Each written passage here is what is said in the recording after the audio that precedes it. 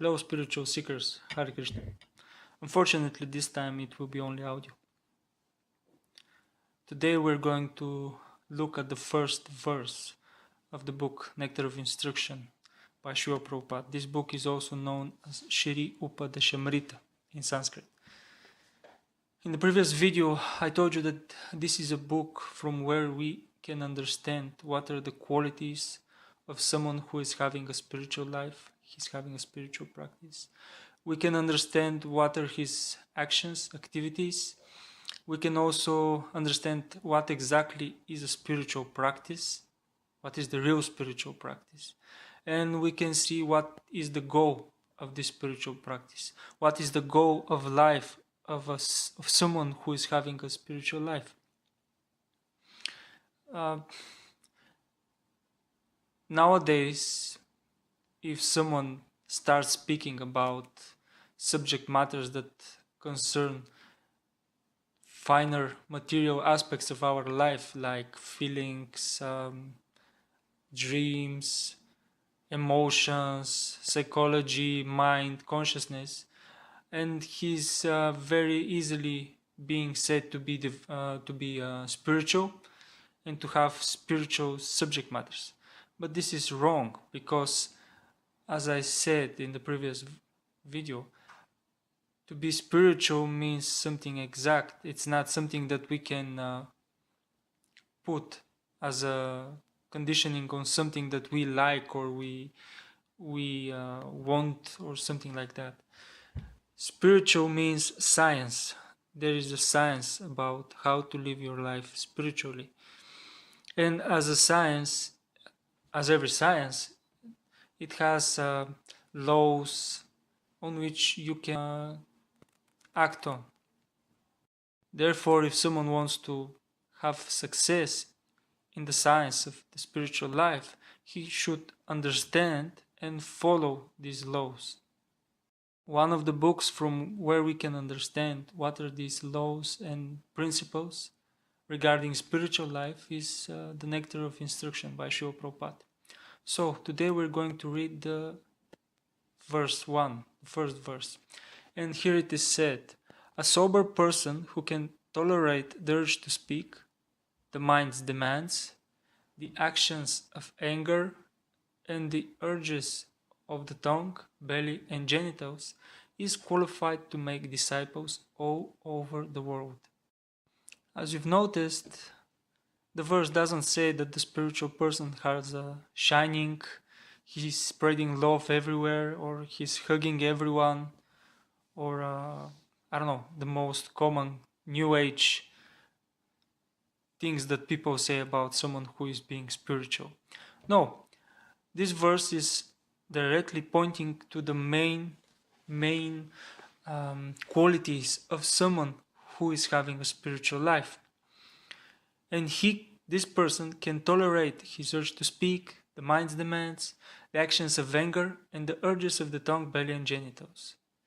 So if someone wants to have a spiritual life, he must control these things. Let us now see them one by one. The first one is to tolerate the urge to speak. Every one of us wants to speak, right? Everyone has an opinion, everyone wants to share his opinion.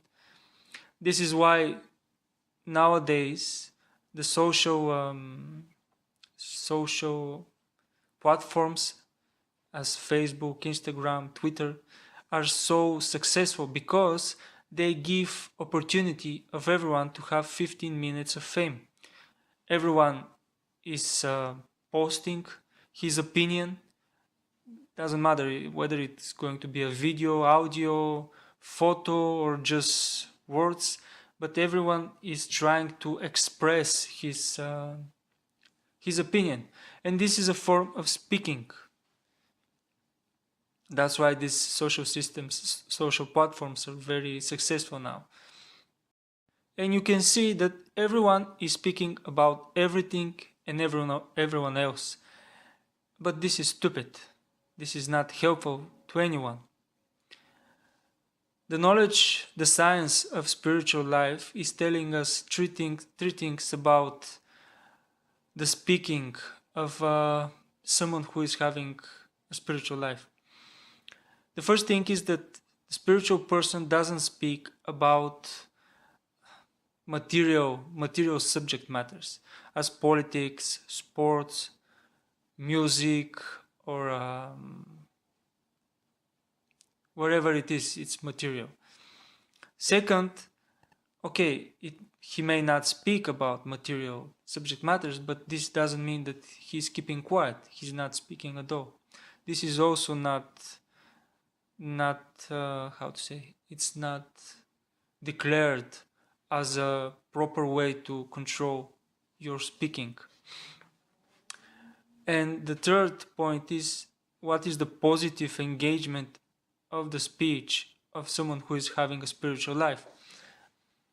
The Vedas, the science of spiritual life, are telling us that the spiritual person speaks only about subject matters that are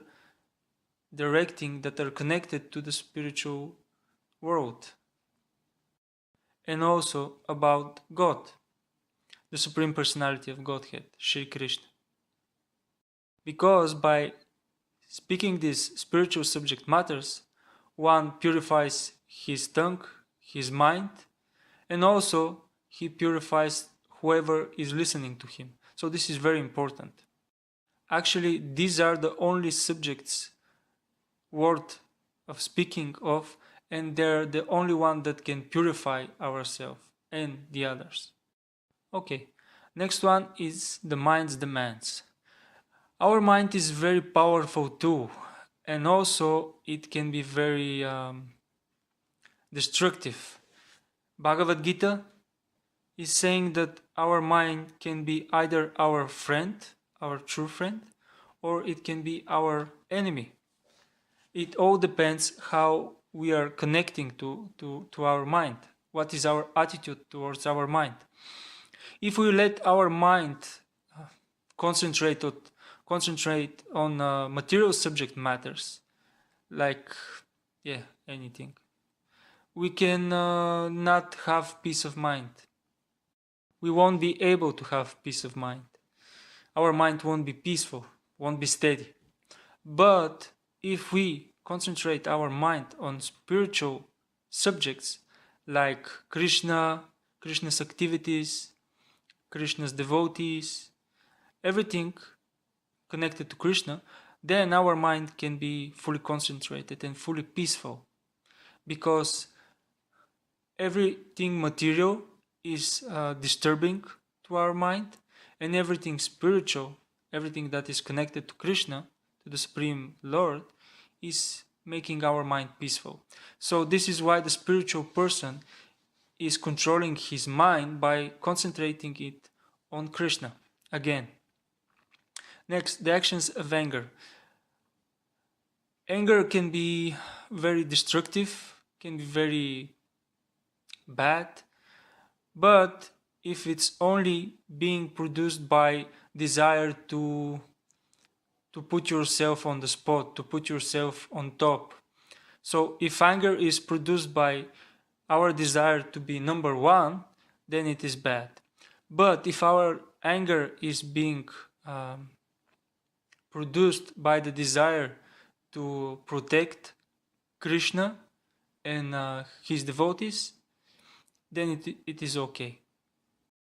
And again, someone may say that actually the spiritual person doesn't have any feelings, he's always calm and things like that, but this is not the right description of a spiritual person.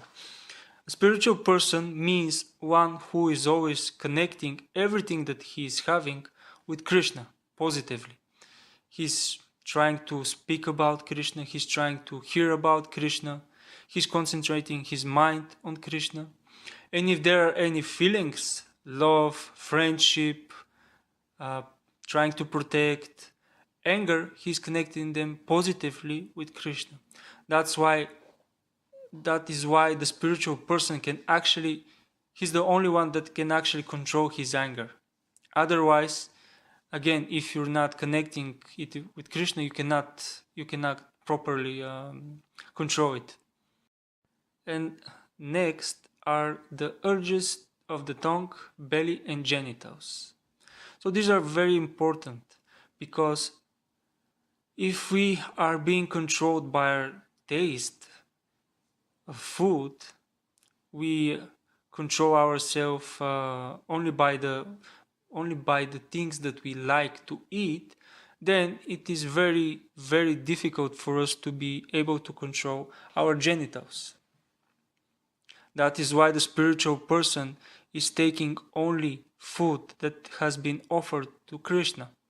He's not taking anything that he just likes.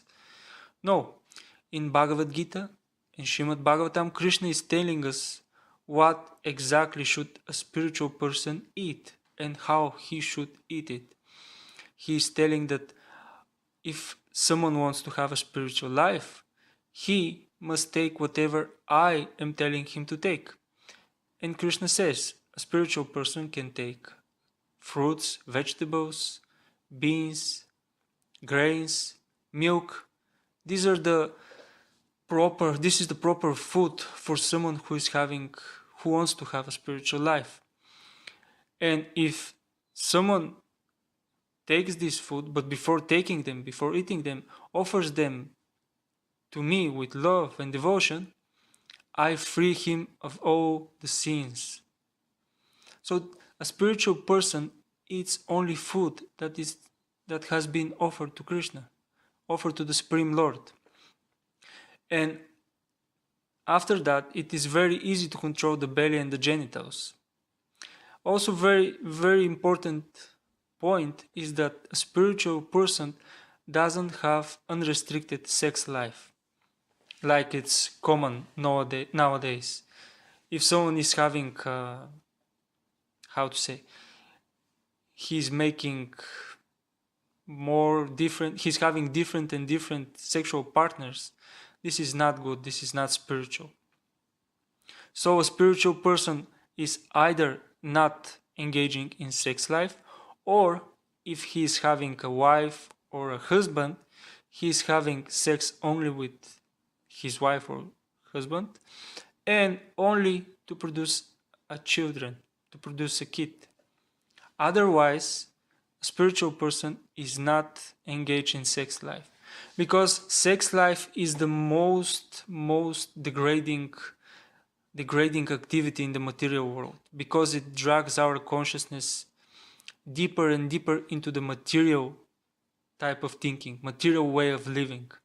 And this is not good for someone who wants to have a spiritual life.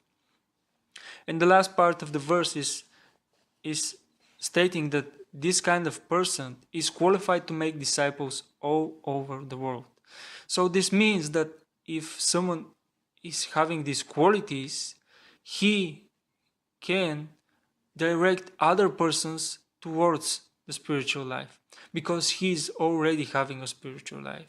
He is already controlling all these things: urge to speak, the mind's demands, the actions of anger, and the urges of the tongue, belly, and genitals. Therefore, he is eligible to show to others the right path of spiritual life. Okay, thank you. Hare Krishna. I will put a link in the description about where you can see the full verse and the purport of Srila Prabhupada. And see you or hear you next time. Hare Krishna.